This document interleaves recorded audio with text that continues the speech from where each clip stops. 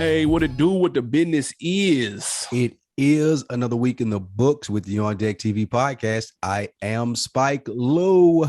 Man, holla at your boy Animal Brown, Animal_Brown. If you're looking for me on social media. Absolutely, man. Is everything okay, man? It's the second week you've had a hoodie on in the summer. Hey, man. It's August. It is 197 degrees in Georgia where we are. Is everything all right? Everything is good. AC is blowing snowballs in the crib. That's why I have to keep this hoodie on. That's funny. Hide my six-pack. Hiding my six-pack is even funnier. How you doing out there? Everything great? Everything is good. How about yourself? Hey, man, I can't complain at all. Happy to get another week in the books with the OndeckTV show. Yeah, you see, you called it podcast earlier, man. You got to put $1 in the jar. I do have to put $1 in the jar this week, man. We dropping on your head top. Quavo showing off his hooping skills in Brooklyn. 50 got some more casting out about the BMF movie. That should be fun. And we're going to give you our top 5 rappers of all time. But first, your man's was in the studio. He dropped a clip. He had the big boy screen with the icebergs on. CLB is back in production. I thought it was done. My question to you, AB, while your boys are battling it out, is Drake nervous that Kanye West has been in the waters rumbling around the same release date? And should he be?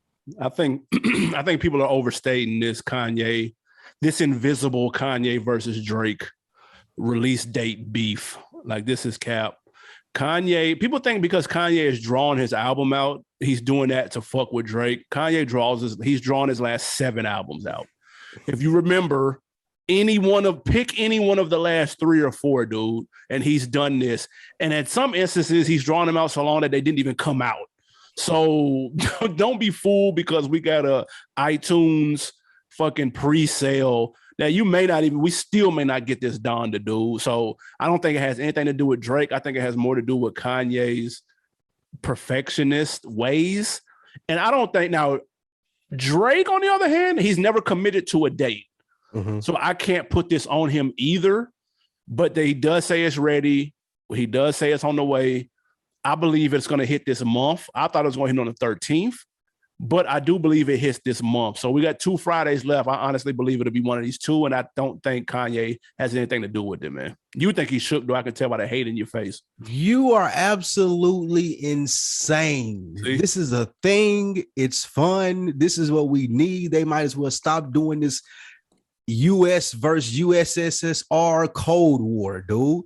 Let it on out in the open. Do the 50 Cent versus Kanye thing when they did Graduation. Like, go on and do it. Why not? I feel like if it wasn't an issue, we wouldn't be hearing anything about this. But you do got people in Kanye camp asking on when the date is, doing the sneak shots. You got Drake dropping this. Of course, Kanye has been late on his last 7 albums. You're right. It's Kanye West. That's absolutely right. But if I can be late on my album and fuck up Drake's rollout, I'm here for it. You know Kanye West is doing that. Like, you just a fan of both of these guys, but deep down in your heart, this is a Cold War. This is like the USA versus Russia, dude. This is a Cold War, and I think Drake is shook. He's shook. He's shook that Kanye West is living in the super Mercedes Dome in Atlanta. He's shook that he's having big pre-shows. He thought he was going to have a smooth rollout. J. Cole is out of the way. That album is done. No one knows where the fuck Kendrick Lamar is, dude. Like, don't even get us started on that. Only thing you had to worry about was CLB and the summer being here, but all of a sudden you got Kanye West lurking in the motherfucking shadows like the Phantom of the Opera at the Mercedes-Benz Dome, dude. Yes, he shook. Yeah, I remember, who was it? Karen Civil came out and said and tweeted, somebody had tweeted out, man, he must be waiting on him to drop. He was like, nah, they cool now. It's all good, LOL. And she's more of an insider than I am. I'm going to take her opinion. No offense to Karen Civil. Much offense to you. Y'all don't know what the fuck y'all are talking about. And even after that guy, like, I don't know what Karen Civil's interest would be in this and mediating that other than showing that she's an insider. But I mean, this is fun, dude. Like nobody's gonna get hurt behind this. Nobody's gonna like. There's no real Drake and Kanye beef. These are two of the biggest artists of the generation. So I think it's cool to have a rivalry, dude. Like we haven't really seen this since Nas and Jay. Like a rivalry at the top of rap where people actually cared about it. It was actually bars. So yeah. I'm here for it. Well, now we're going to get some Kanye sneak disses on that CLB though. I do believe that. I just don't know. I just don't know how much. Drake probably sitting somewhere waiting for a video to be edited, dude. Like we sitting here thinking it's beef. Like don't do that. Don't sit here and act like this is above Drake. That's the thing. It is. That's the thing that Drake fans do to non-Drake fans that like irritates where you guys act like people don't give him credit. He's worried about this. He has a right to be as Kanye fucking West, dude. Like anybody would be worried. Like you can't just sit here and I'm Drake. It doesn't matter. It does matter. That's a dragon breathing down your fucking neck, dude. And it's okay to admit that. It's okay. We as a people are losing out because neither one of them are dropping. And the longer they play this two-step, that is a fact. That's blowing it. Drop the fucking album, Kanye. God damn, Drake, drop the next week. There you go. You happy now? We need that Drake before the summer. If you had to choose one, which one would you choose? And I ain't saying, I know we asked the question before, which one would you listen to? But let's say the hip hop gods only allowing you to hear one before the weather changes. That's got to be Drake. Period. You got to hear the Drake before the summer's out. Yeah, I agree. Easy. I agree with that. Next up, man, Lil Baby did an interview on MSNBC. It was a little bit of a different look for Baby, man. It was pretty dope. You rarely see him talk outside of like the Breakfast Club, so it was good to see him in a different environment.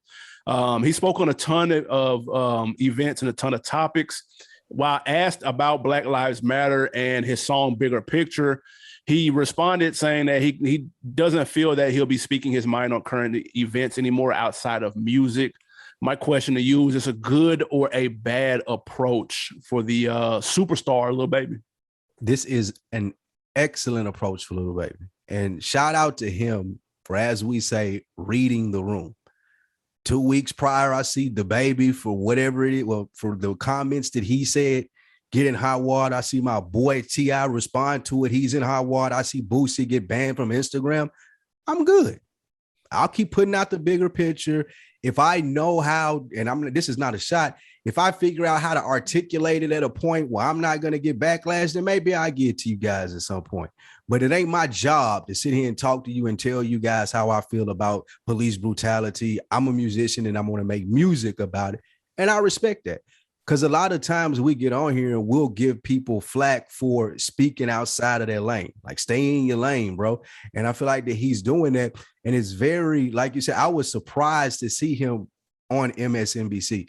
So it's not a deterrent to me to hear him say that there, because I see him growing into a person that at some point may want to do that.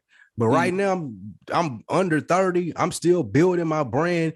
I don't have time to go back and forth with somebody about some comments that they misinterpreted. Maybe when I get TI age, I may be open to doing it, but not right now. I respect it.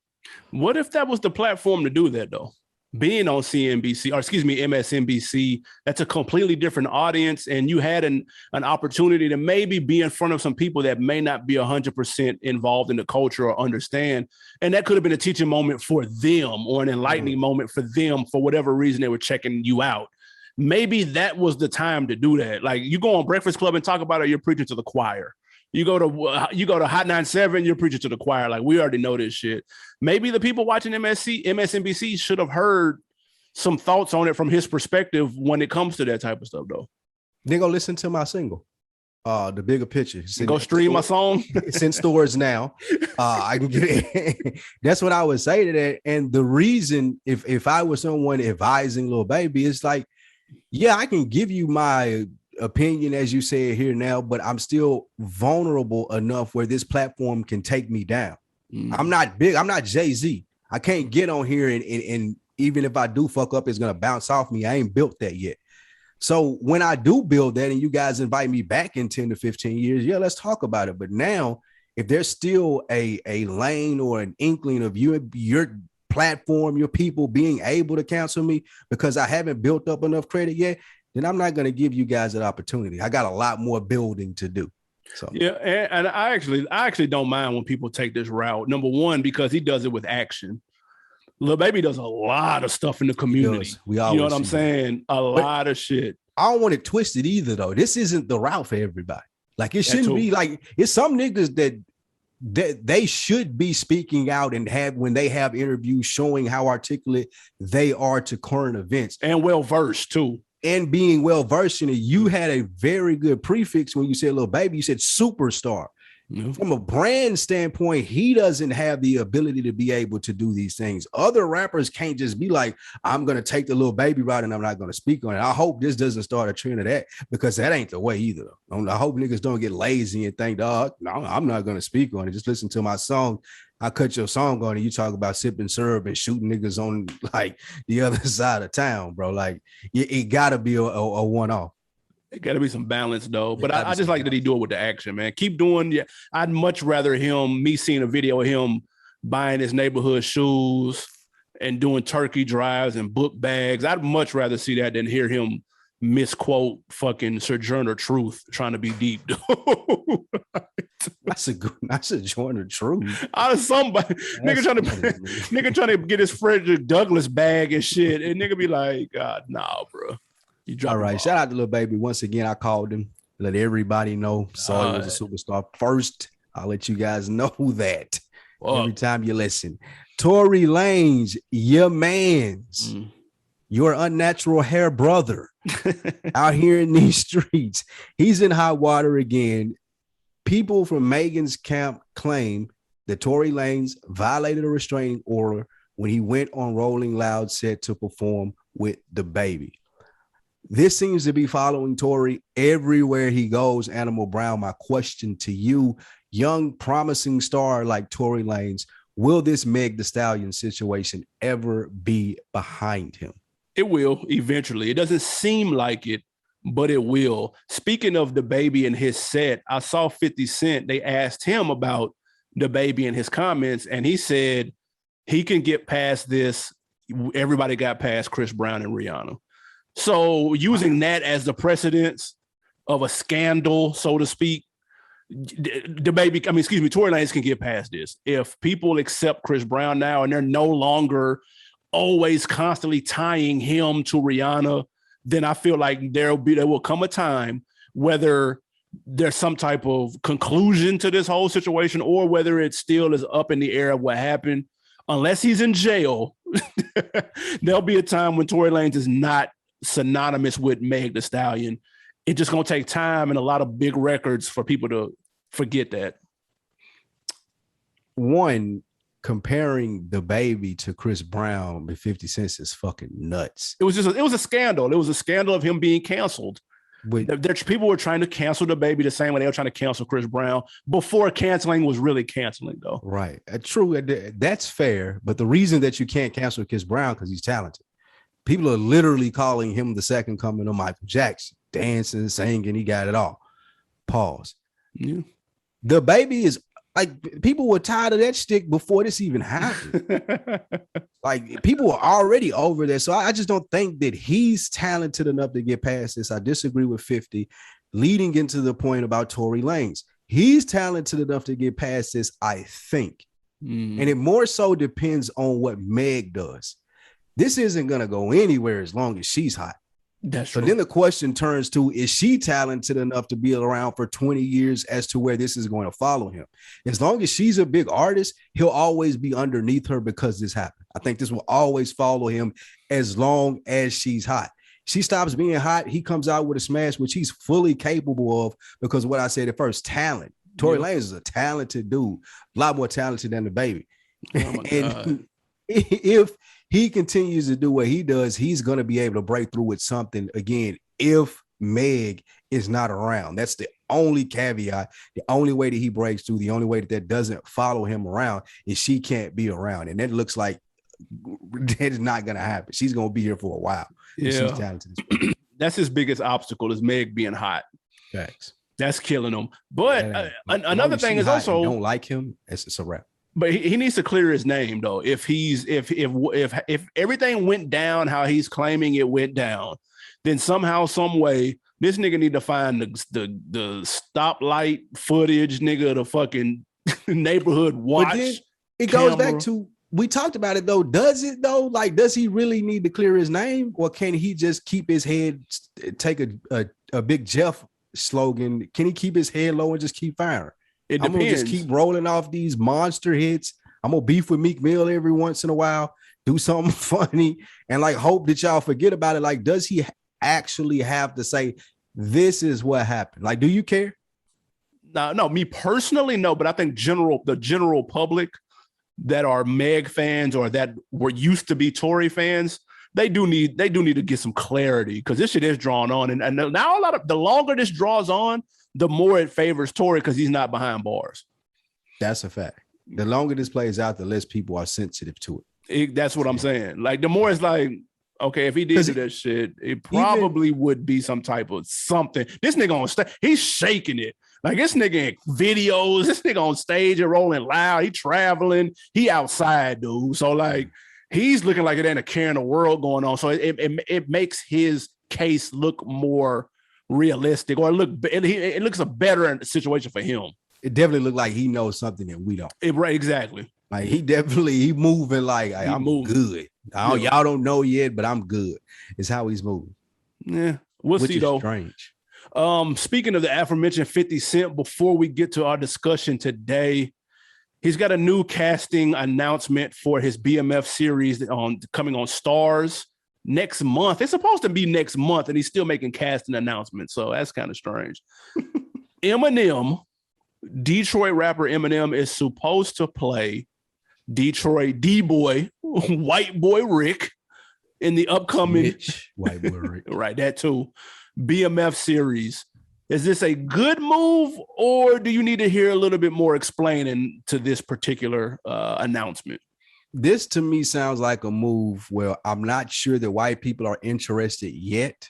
So to drum up more interest, I'm going to cast Eminem in a random white person role in this upcoming TV show. No, this isn't a good move, dude. Like, 50 Cent has been dropping the ball with this project, and to our community, black people, this is like, we're waiting on this. Yeah, may not have the same anticipation on a mass scale, but we're waiting on this. And when you start casting Eminem in major roles and parts of the story, I don't know, man. It just started to look funny in the light. It started to look gimmicky. It doesn't look like you want the BMF series to look. Like, you can play with that ghost shit. You can play with that ABC, whatever the name of those shows are that you got going on. That's cool, but you can't play with this BMF, man. It's a lot of people waiting on this, and it's a lot of people that want this to be right, and they want this to be good, and they want this story to be told accurately and efficiently. And casting Eminem as casting Eminem as white boy Rick doesn't seem like it's doing it to me. Listen, this looks like a last second ditch effort to get some eyes on your show. I don't know. I've seen the movie White Boy Rick, and I've read the BMF book. I don't know how the two are connected. Like, is he going to be in several episodes? Is he a cameo? Like, I don't know to the extent he's going to be on the show. It will have to be a cameo, like it's got to be the BMF days, because of course they started in Detroit. I would expect most of that show to take place in Atlanta. Gotcha. Atlanta and LA, based on that book and just what we know about BMF, I would expect it to be in Atlanta and LA. I'm looking at the casting, and Big Meech's son is playing him. Meech, yeah. That can be tricky. Because he's new to Hollywood too. That's what and Lil Eazy-E tried to play Easy, and F. Gary Gray wasn't going. You're like, no. And here's the thing: when you try to do stuff like it, it's cool. I understand you giving him the opportunity and the chance. I respect it. Can we put some people with him that are going to make sure that he does it well? For sure. Make sure that he's dedicated to doing it well. Not just in the casted role because he's Big Meech's son. Like, I want, like, again, this is an important story for hip hop. As far as how we got to the South being dominant and a lot of the stars that came out of this era. So again, I don't have a problem with Big Meech's son playing him, but I just want it to be good. I want people to be in place, casting directors and all of the stuff should be right on this. Like they have the means to tell the story correctly. I think if it could go easy, eat a little easy. He's trying to do his dad shit and it not working, or it could go Ice Cube son killing it. Like it could go either way. That's so fact. I'm curious. Wood Harris is also in this, who obviously is a good actor. Snoop Dogg is in this playing a pastor. Cash Doll is in this. I don't know what her acting skills are. Cash Doll from Detroit too. So yeah, but bro, like, you want to have some authenticity in it. Some people that don't need to really act. You know what I'm saying? So I get that. Like the thing, like if this is gonna hit, it got to be good actors, man. Like that's what. But I don't know about, like you said, I don't know about Snoop playing a pastor. That's some slaw. I don't know about Eminem playing White Boy Rick. Like that's you want to lie. You're adding a whole lot of sauce to something that's already good, dude. You know, when you out and you eat, like, bro, that don't need no steak sauce. The steak is good, bro. They don't need no A1. And you putting A1 on the steak, bro. Just relax, my nigga. Know when you got a good steak, dude. Yeah, I'm scared. I'm afraid now. That's all. That nigga putting the whole bottle on there, dude. I hope I'm wrong. Bottle A1 on the prime goddamn Kobe beef steak. Some slaw. We'll see though. It'll be here before we know it, man. Maybe we'll have some content wrapped around it. You never know. Stay tuned. Yeah, that'll be dope. To discussion today, man. I had us the battle, the verses had us thinking with Jada doing his thing. You mentioned it on the show. He has been in the top 5 discussion for a long, long time. Had us thinking we've never had a top 5 of all time discussion on this show. We've done variations of things, but never a definitive, what's your top 5? What's my top 5? Now is a great time to do that, coming off the heels of the Jada performance. So we're going to go over our top 5 of all time, dude. And the things that go around it, obviously, because this could change depending on how you look at things and why we pick these people in our top 5. How you want to do it? Do you want to go name your 5 and then do some breakdown? Do you want to go 1, 1, and 1? Talk to me how you want to do it. Let's name. We can go 1, 1, and 1. Was that what you were thinking as well? That's cool. Okay. Now, question: Did you ask anybody as you were doing this? You doing any research? I got some other top 5 lists that we'll reveal closer to the end. But did you ask? I did not. I did not get any outside opinions. I didn't want mine to be swayed. Okay. So do you think that we would have, of the 5, how many would we likely have growing up in the same era of hip hop? The same. I would say on average 3. At least 3. Yes, I do. Say so. Which I'm fine with that, unless of course you're trying to troll, or you want to somebody you ask want to be different, which is fine. That's the point that I'm getting to. And I'm glad you said that. That leads me to my point. Great podcasting. A lot of the feedback that I got, people were like, well, I'm going to exclude Pac and Big. And I didn't get that. Did you, like, when you were coming up with a list, knowing that we started in 93, and you're talking about top 5 rappers of all time, did it cross your mind, say, hey, it's boring to have Pac and Big on my list. Let me exclude them, whether it be for good podcasting, whether it be just because you thought you've outgrown saying their name on the top 5 list. Did it ever cross your mind to leave them off? No, and that's because I think your top 5 favorite can be different than your top 5 that you think are the best. Okay. Because I would put Big, or there's an artist I would put in my favorite that I wouldn't put in the best. Do you see what I'm saying? For different reasons. I may gravitate toward their music more, or somebody like, I give an example. I don't have Eminem in my top 5, right? Right. But I may have somebody in my top 5 favorite that doesn't rap better than Eminem does. But for whatever reason, I gravitate to their music because Eminem did fall off when it came to putting out good product. So there's different ways to look at it. My top 5 favorite is where I would get a little frisky, but my top 5 of all time, where it's just like, these are the best that I've heard. I'm not going to reinvent the wheel. I'm going to tell you who they are and why, even if it is 3 or 4 usual suspects. Okay.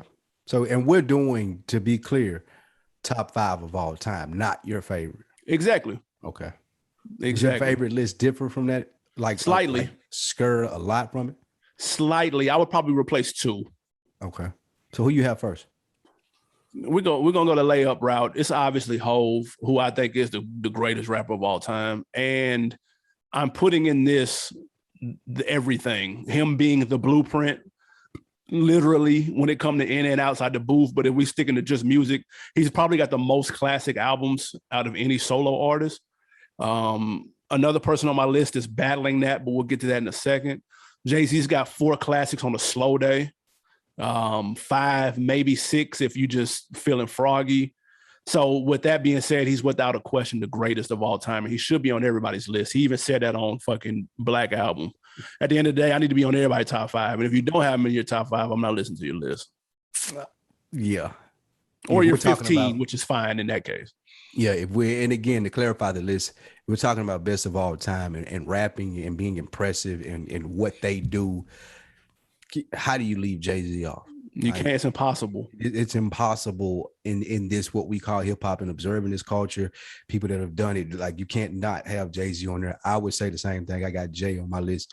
And if I'm going back, I remember being turned on to Jay-Z. I was all Southern music. I didn't listen to him. I've told a story on this podcast before. Got turned on to it with the Imaginary Player song.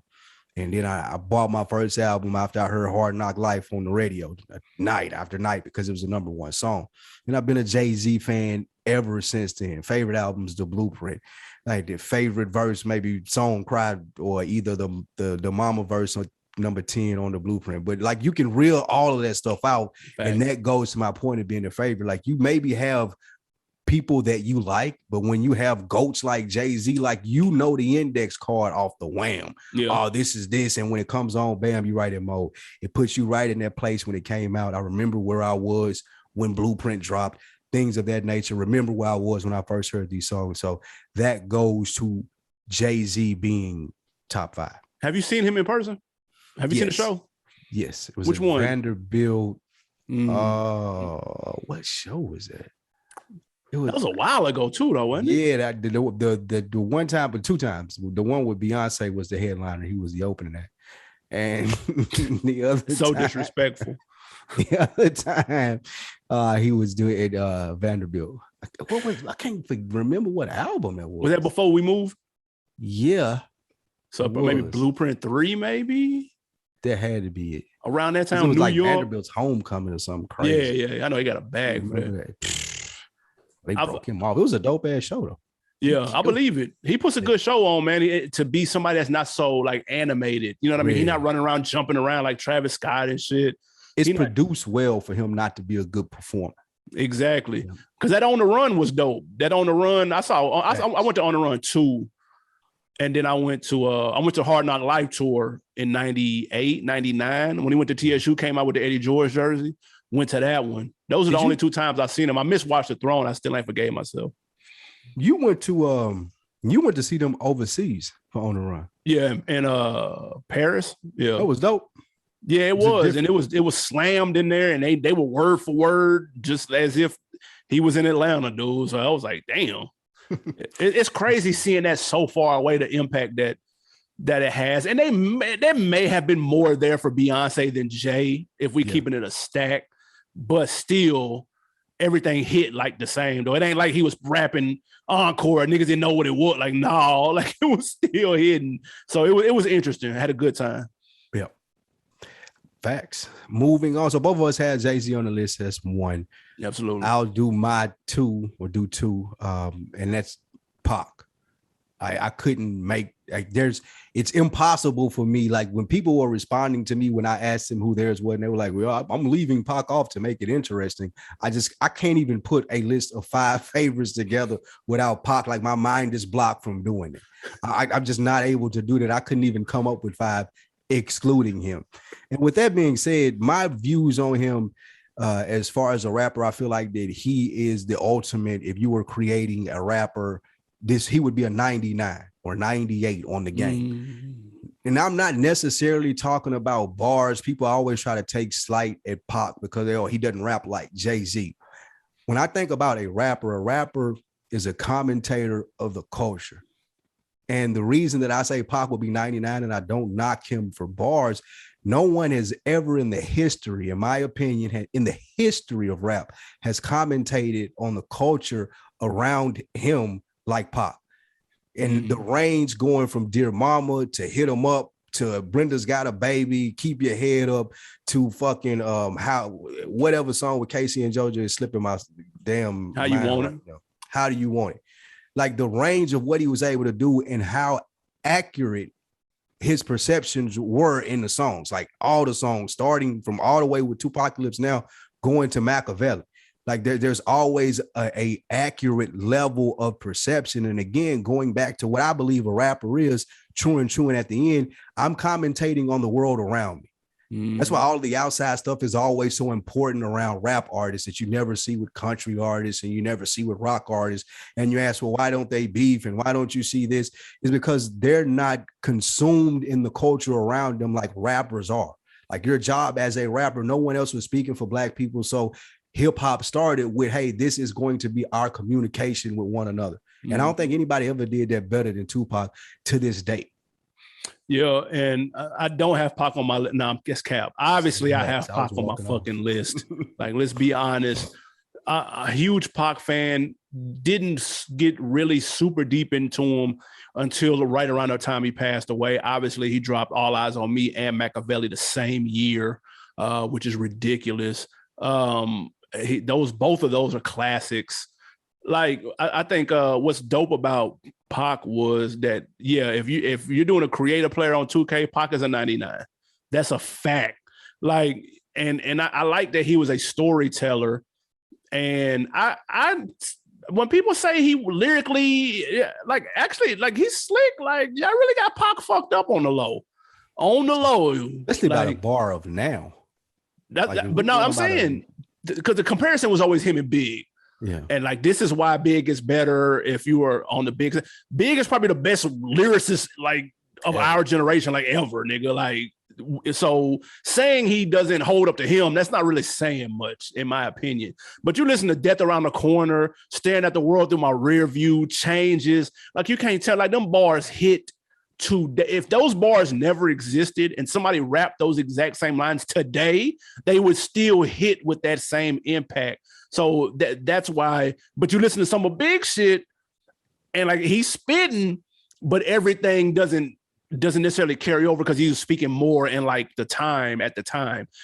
Pac shit timeless, you know what I'm saying? So that's why I have him on my list. It's timeless music, in my opinion. And he was a timeless, gifted rapper. And I'm mad that we were a little too young to see him in person. That shit would have been dope. But nigga went in Atlanta on Freaknik, nigga, trying to see Pac in person, nigga, too young for that. Man. But that would have been dope. That's one thing I kind of miss about that era. Facts. That would have been one that I would love to see. My favorite Tupac project is Me Against the World. I don't believe that. Yes. What's your favorite Pac project? Machiavelli. With everything surrounding it, nigga, the Suge Shot Me at the beginning, the cover, calling himself Machiavelli when Machiavelli faked his death, like just the whole, bro, that whole project just got so much eerie shit around it. Yeah, the superstition and all that stuff behind it, but All Eyes on Me, Me Against the World is like, yeah, that shit is raw. Like that's like, you would be, if you stumbled across a kid like that today, like that Pac right there, and those were the songs that you had, and he was like, what, 22? Yeah. Man, you would have thought this nigga was gonna be the next best thing, and he ended up being like, I gotta go with Me Against the World. And he lived like 15 years in like 5 though. He did 15 years worth of shit in like a 5-year run too. Facts. What you got there? I just named Pac. I did too. Oh, so I'm doing another one because you had Pac. Absolutely. But the other one go ahead. I'll go with someone who is still active, but I still think that they make the top 5. And that's Kanye Amari West. Oh my God. Easy call. He's the best rapper producer of all time. That ain't without question. He might have the best catalog of all time, and that's including Jay. You put his first 3 albums up, that's probably the best 3-album run that we're going to ever hear. period. Not heard, we're going to ever hear. What? College Dropout, Late Registration, Graduation. Those are 3 fucking incredible albums in a row. No other person has dropped the 3-album run that bananas. I fuck with Kanye because he pushes the envelope creatively. That 808s and Heartbreaks was ahead of its time. Like, he keeps doing that shit. My Beautiful Dark Twisted Fantasy is arguably the greatest album of the decade. Like, his catalog, his bars, his fucking production, I get it. He may have some help in the booth at some point. I get it. That's fine. I think dude is top 5 dead or alive. If he hung it up today, if he would have hung it up 3 years ago, he'd be top 5, in my opinion. And I don't mean favorite. I mean, he need to be up there with Jay and Pac on everybody's list. Oh my God, that's cap. Facts, though. What? Are you serious? I'm listening to crack music, dude. You know that's cap, though. Top 5 all time? Yes. How we stopped the Black Panthers. Ronald Reagan cooked up an answer. Ooh, you hear that? When Jill Scott was heroin. When her heroes of heroin got hooked on heroin. Man, listen to what Doobie, man. You can't do it because you know and I know that he didn't write this stuff. I don't know that. That's still, you knew that, nigga. Who wrote that? Sci-Hi wrote that bar. Sci-Hi wasn't around in Late Registration? Yeah, he was. You just didn't know it. You just didn't know that he was around, nigga. He been around. That opens the door for other Sci-His. If Sci-Hi was around later, who was around writing that shit earlier? It was Consequence. You know this. Kanye. Consequence. He wrote that, nigga. And it's just, talent got a lot to do with this list. And one of the things that I wanted to hit on, it is going to seem off subject, but it's not. I was watching the NFL Top 100 this week. Mm-hmm. And they would name, like, they were in the 90s. And when they would name, that's where all the Cowboys was at. But go ahead. Oh, anyway, you see it back right there. I don't see none. I see no rings right there.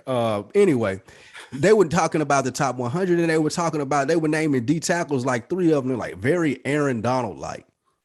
I'm like, bro, Aaron Donald is the best goddamn D tackle, arguably player in the league. No. These niggas are not Aaron Donald like. You have to recognize greatness when you see it, dude. We do a great job, I think, in this generation of where we're at now as a society. We diminish greatness. We see shit so much on Instagram, like it's some random rapper that you've never heard of with 1 million followers and a money phone, and he in a Rolls Royce, and you've never literally heard of this dude. It seems like greatness is so attainable because of the things that we measure them by now. And I think Kanye West is one of those, like, he's just, it's not actual greatness. Like those people compared to Aaron Donald, that's not actual greatness. It's good. He's a great artist, a great entertainer.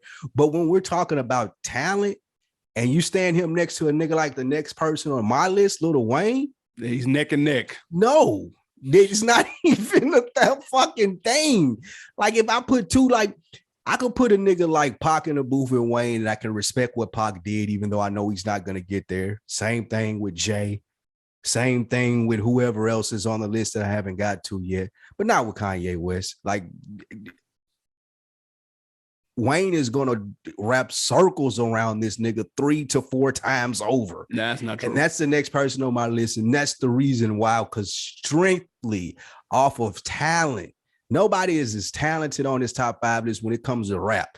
Not commentating culture like I was talking about with Pac, completely hypocriting my last point, but just strictly from I'm a rapping ass nigga standpoint, to me, the best I've ever heard is Lil Wayne. Like the best that I've ever heard, as far as I'm riding in the car and I'm like, nigga, did you hear what he just said? Or I'm listening to a song that came out 2 years ago and like, damn, I didn't never realize he said that in that bar. Like, Wayne is that type of rapper. He's that good. He made that big of an impact for the generation right after us. We're of the Jay-Z generation. Jay-Z is the greatest thing since sliced bread to niggas our age and older and right in this gap. But after that generation, it's going to be few and far between when you find a nigga that say Lil Wayne ain't the best. Yeah, that's a fact. No, that's a fact. And I have Wayne on my list too. I have to. his run when he was calling himself the greatest rapper alive, best rapper alive, he was killing shit, dude. And us being where we're from, we listened to them Squad mixtapes. We knew what it was. Like, we didn't need the Carter one to know what the score was, dude. We knew it before that. And Wayne's transformation, he was talented at 12.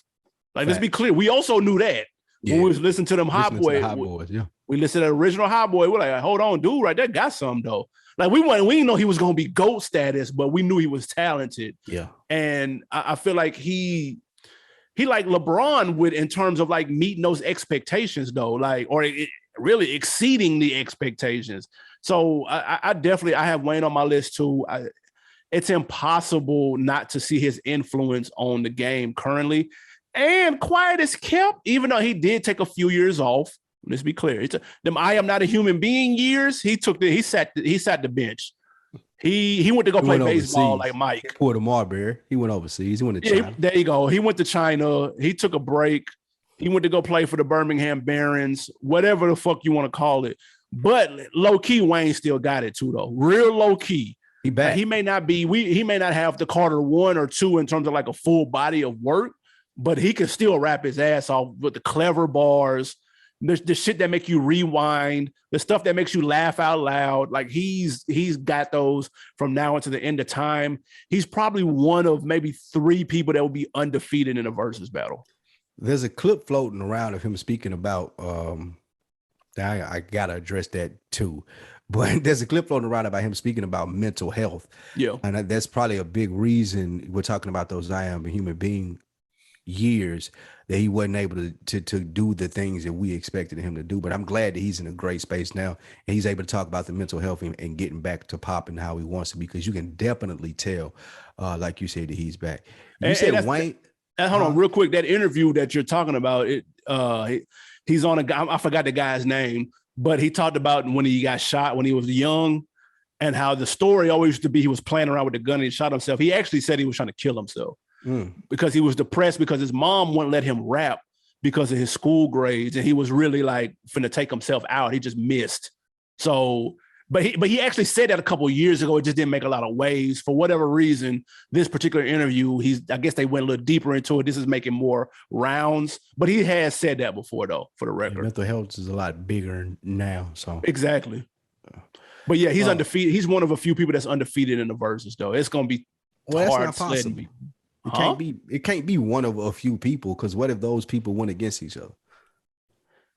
Like who are you saying that can't lose in a versus? Because I got Wayne. I don't think nobody can beat Wayne.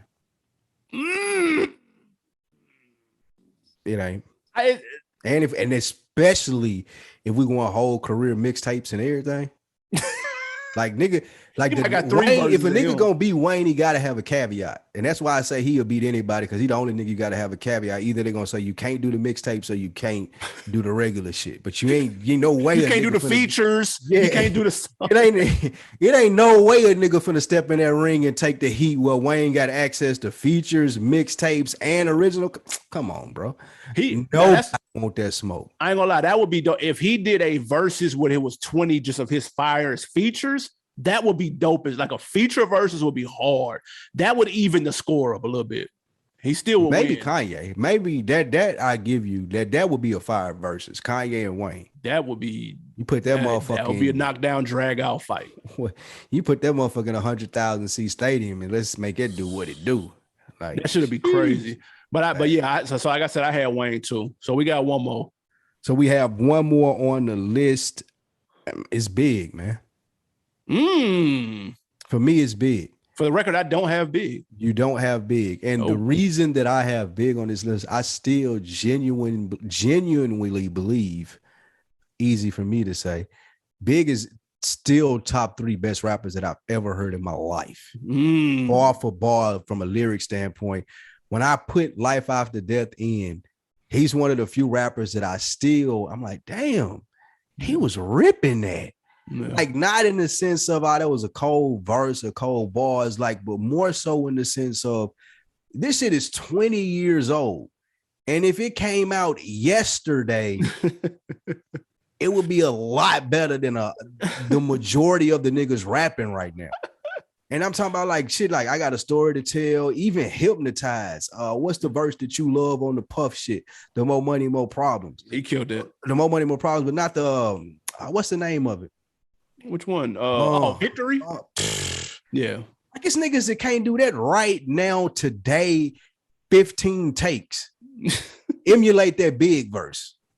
And they won't be able to hit it. Even That's Juicy. just how special he was. Juicy. Yeah. Just the delivery and what Big did, even the setting the lane for niggas like Rick Ross, where I ain't gotta be attractive. I just gonna be a big fly nigga. I'm gonna talk my shit and I'm gonna be really, really good at what I do. I ain't here for the rest of the shit. You ain't got no jokes for me because I'm gonna squash you. That was it. I love Big for that. That's why he's in my top 5. Not to mention, like I said, he's still probably one of the best rappers, one of the best 3 rappers that I've ever heard in my life still today. And he ain't dropped a bar in 25 years. Big is amazing without question. The only reason I don't have him on my list is that the resume is too short. And I'm one of those people. I'm that guy. Everybody knows that guy. He only had 2 albums. I'm that guy. I have to do that when everyone on this list has almost double-digit projects. Like it's hard to when that's what makes rap so difficult. You know how you see a running back, nigga, he'll be good as hell, nigga. Chris Johnson was good as hell for 2 years, dude. He did it maybe 3, and after that, niggas fall off a cliff. Sustaining high level of rapping and making music and performing over 10, 15 years, I have to give it to that person over Big, no matter how cold Big was, and he was cold as fuck. Like still to this day. And I'm a huge Big fan too. I love both of them albums. Them shits, especially Life After Death, man. That's my shit. Perfect. But he didn't make my list though. And I take Pac. Obviously, they're gonna be linked forever. I lean Pac just slightly, and so that's why I put him on here because I had to get one of them. Okay. So who now, you got? The real 5th best rapper, top 5 of all time, even though he's active and about to drop in a few weeks, God damn it, is Aubrey Drake Graham. He's already there. He's the goddamn Steph of this shit. He changed the game, got niggas trying to shoot from 30 feet out in a regular game. That is Drake right now. He took the singing and rapping and blew it up to level 100 to where now if you even want to try to get in a deal, get in the door at any record label, nigga, if you don't rap or sing like Drake, then you're not getting in. Like that's what the game has come to. I feel like he does both equally well, especially when he wants to bar you down. When he wants to rap you under the table, he can do that. When he wants to make a single, he can do that. When he wants to sing on a hook, he can do that. When he wants to be featured and make somebody else give somebody else their top Billboard song ever, he can do that. He is the most versatile, like biggest cheat code rapper of all time, dude. So he has to be on the top 5 list today. He's got a classic mixtape. He's got a classic album. What do you want to do? Well, anybody want to take it there? I want him to rap. That's what I want. He does. He's been doing that all year. Have you been paying attention to what's been going on? Like he hasn't missed yet. I just don't know. First of all, you have a top 5 list with Drake, Wayne, and Kanye West, right? Yes. Who are you? You should be brought up on charges. I'm a legend. At your age, having those people on your top 5 list. That's post your greatness generation. You grew up in the golden era of hip hop. I'm taking all 3 of them over Big. Dude. Everyone past that era, huh? I'm taking them 3 over Big and respectfully That's Nas. Nuts. What you saying respectfully what? Nas. Ain't no respectfully to that. Them niggas washing Nas. Them niggas is washing Nas. We're not gonna do that though. Them niggas is washing Nas, nigga. But I don't know. I don't put Drake in that category. Like you said, I think that it's the ultimate cheat code. I'm not putting Drake or Nelly or Bone or Ja Rule or any of these niggas that did sing in the same category as I'm putting niggas with bars. Yeah, Drake can rap, but if it ain't no buts, he can rap. He's just not in top 5 all time yet to me. I'm not saying that he couldn't make it there. I just think that he genuinely is one of the people who's in a lane of his own. You want to talk about a versus? Not even, and I ain't even talking about singing and rapping. Like that's just the start of it. Like we've never seen anything like this before in the sense of you don't know where to categorize him because he's so big.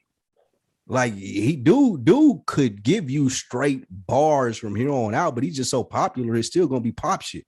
Yeah, like it's Drake, dude. Like there is no comparison to what we're looking at. I genuinely believe that like this is, and we'll look back and again going to that greatness comment that I made. Well, we don't recognize it enough where we are in our society now. Like we're looking at something that literally has never happened, and it's never, especially someone at this level being that good at it. But with that being said, I still don't got him top 5.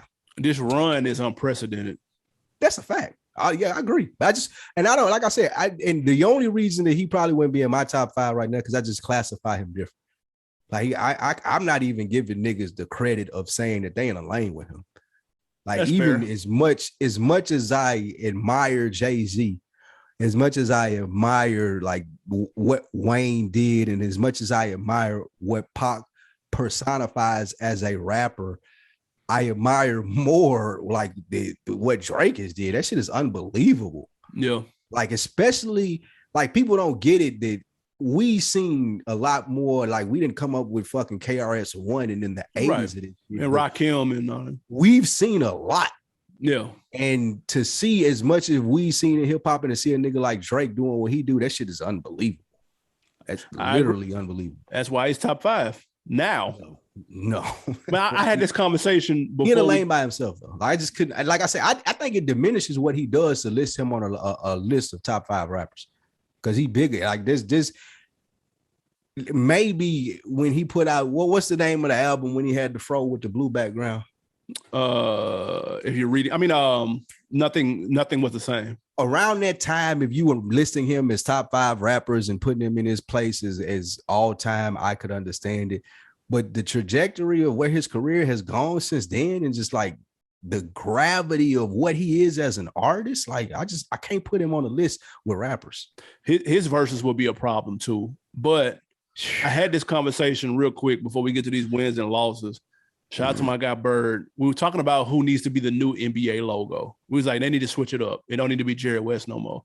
And he said there are 3 people who could qualify for the logo. He said Kobe, respectfully, LeBron, and he said Steph could be the logo. He said those are only 3 people that could be the logo because of the impact that they had on the game itself. That's why I have Drake as so high on my list, is because of the impact. I think he's going to get to the point where it's undeniable. He's going to be right there with Jay. Like if your list doesn't have Jay or Drake, I'm going to look at you like you're crazy. And I think he's already there. But if somebody needed 3 or 4 more years, that's fair. But I just personally think he's already there. The reason that I would go against it, I think the biggest point for me is I don't think that he hasn't set an attainable bar. Like a nigga just rapping, and even now a nigga just rapping and singing, you're still not gonna be able to do what Drake did.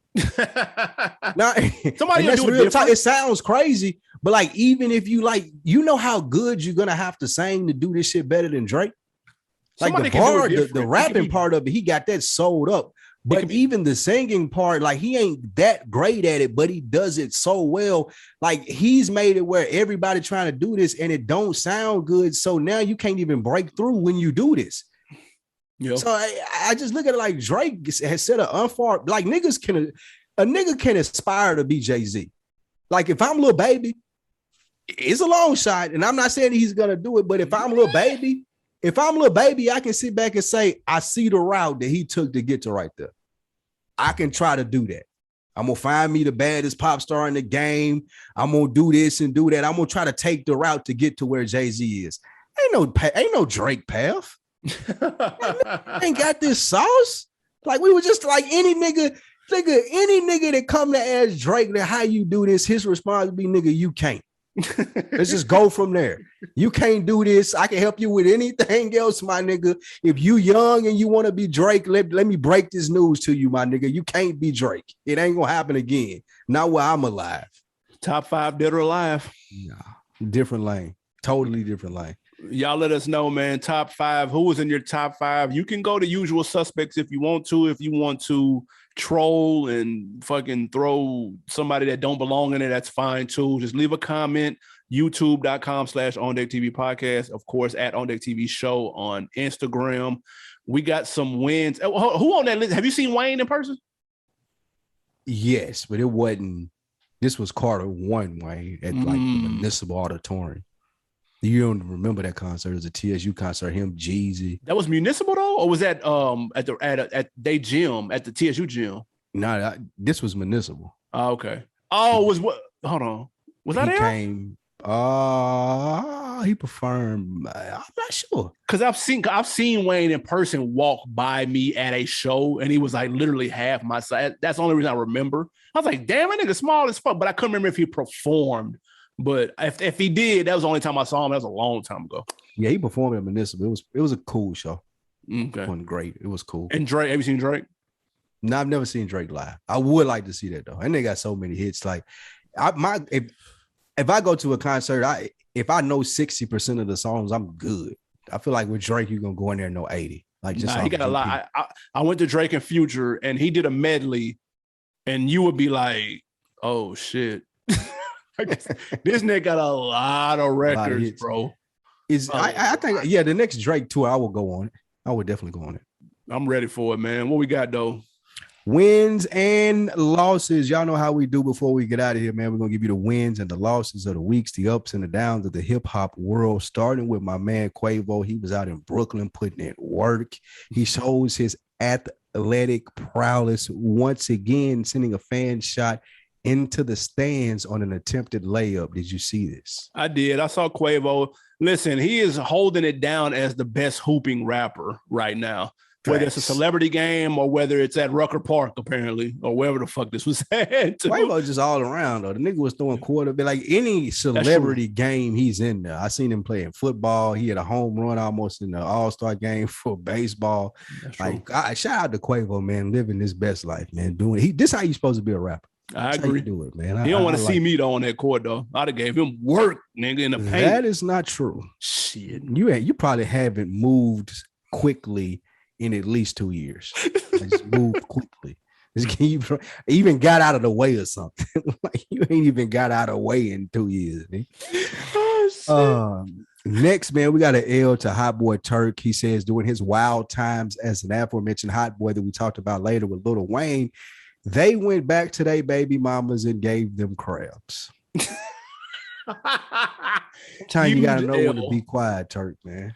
Huge L to Turk. Turk said some wild shit in his DJ Vlad interview, boy. He said they asked him about the kissing shit. He was like, yeah, like we kissed the Birdman on the mouth. Like everybody play gay games with their homeboy. Like I don't understand what the big deal is. This was in 2020. I swear he said that. How do people still fall for the Vlad? I just don't understand it, man.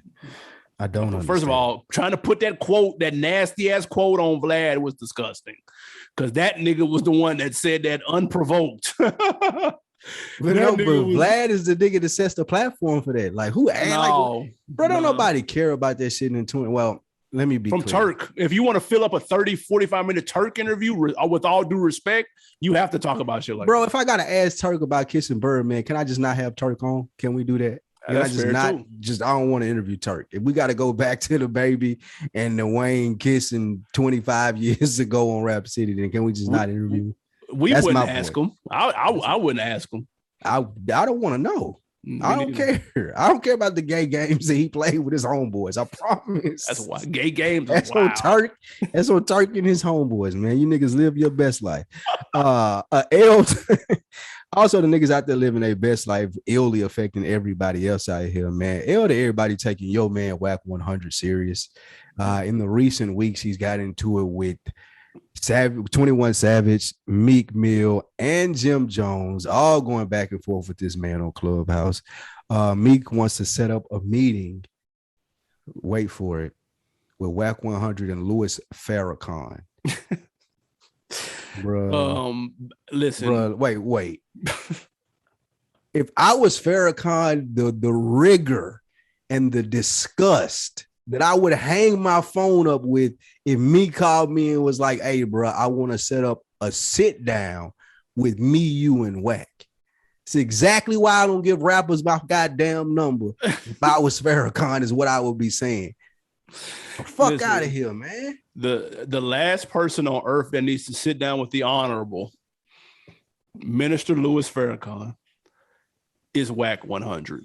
I swear. Nobody needs to see that. Nobody. I see that Wack has found the lane for himself doing the interview with Tekashi. Nigga, the male Wendy Williams, dude. We tried our best to not speak on any of this shit, but it just keeps persisting. Meek is keeping it alive. 21 Savage is keeping it alive. Jim Jones keeping it alive. Why are y'all niggas still on Clubhouse? Number one.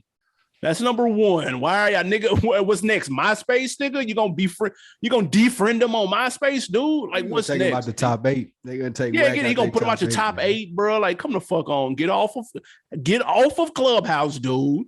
Go find something to do and stop making him relevant, man, because he's trolling and it's working and it's getting on my nerves. It's nuts, man. It's nuts that he's able to get this off, dude. And it, niggas was genuinely mad at him. Like Jim Jones genuinely blood pressure board. Meek genuinely yelling at this nigga. Like, bro, again, I know I seem like I'm hard on Meek Mill. I just expect so much out of him, bro. Like, it should have been somebody around him. Like, nah, like, don't even release that you was thinking about doing that, bro. Stop. Like, there's no reason that a nigga, like, if I got access to Farrakhan, whack 100 ain't my +1. Absolutely. Ever in life. No. I don't care what he got going on, bro. You done lost the privilege to sit down with the minister, dude. That's it. Fact. That's it, dude. I'll say this. Let's go to the On Deck of the Week. We're going to YouTube. Very spirited comment section under our last Nas episode. For some reason, although you gave it 3 reels, good worth streaming, and I gave it 3.5, which is banging, people were in the comments like we shitted on that Nas album. So just a couple of comments. Shout out to Finn Baylor. He said the album is a classic. I don't know, but he said the album is pretty great. Somebody shout out to David. He said, respectfully disagree. This is easily one of the best albums of the past few years. Y'all tripping. Also shout out to Maurice Hunt. He said rap-ish could definitely work. You clearly paid him to say that. Shout out my guy Maurice, man. He know good content when he hear it. Ain't no way. That's what it is. Shout out to my guy Chris Lucas. He said 3 reels definitely worth checking out. See, that's what I'm saying. 3 is not bad. Why 3.5 definitely ain't bad. Like, I don't understand why y'all wanted us to crown it a classic over the weekend. I don't get that. But thank you guys for commenting, though. Very dope. We appreciate that. Couldn't read all of them. It's 21 comments. Nice. I can't read all of them. We'll be here all night. Keep commenting like that, man. We appreciate that. That's what we're looking for, actually. Absolutely, 100%. man. What you got me to put on, though? I need something good to watch or read or listen to. That is a great question. Netflix, shout out my guy J Hove. He hit me up. He asked me, man, have you seen? You know how I get down with the mafia shit. I love it. On Netflix, it's called Fear City. It's a new take on the 90s. I mean, if you've seen one mafia documentary, you've seen all of them at this point. There's really no new information, but this was about the FBI side of it and how they set up the wire and how they got all the shit together to bring down all the crime families and charge them with RICO. It goes into RICO laws. We talked about what's the guy's name? Casanova, Lucci and all Casanova. It talks extensively about RICO and what it is if you're interested in that. But it was a really good documentary. It's 3 parts. You can knock it out quick. It's very dope. And also another thing, I saw 2 clips of this. I haven't watched it yet, but it looks very authentic and I got to check it out. That's the Miss Pat show on BET. BET Plus or some shit. BET Plus, the app or whatever it may be.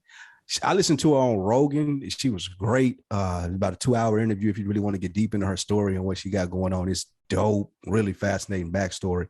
But she was on Breakfast Club too. She has a new show out, the Miss Pat Show. The clips I saw were fire. That's the type of shit that I'm looking for on TV from Black people. So I'm here for it. So the Miss Pat Show and the other one, the Mafia Show.